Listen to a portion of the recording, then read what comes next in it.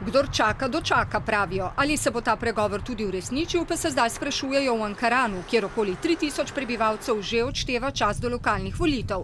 Prihodnje leto naj bi po odločbi Ustavnega sodišča iz leta 2011 Ankarančani zaživeli v svoji občini. So pričakovanja zdaj drugačna? To je absurdno. Nam je občina ustanovila Ustavno sodišče in tlele nimamo se kaj več hecati. Občina Ankaran mora biti in bo.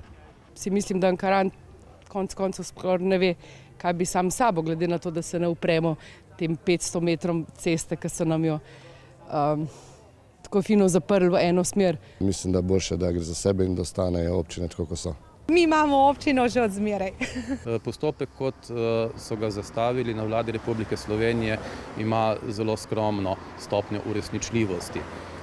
Moje mnenje je, da ne bo uspešen, da do tega nikakor ne bo prišlo.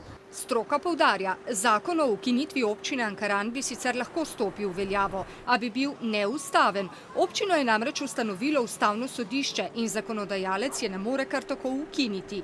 Predlog o ukinitvi občin bi morali zapisati na ustavni ravni. Zakon bi lahko bil sprejet in bi bil najverjetneje ustavno sprejemljiv, ukolikor bi bil sprejet po postopku, ki sicer velja za spreminjanje ustave.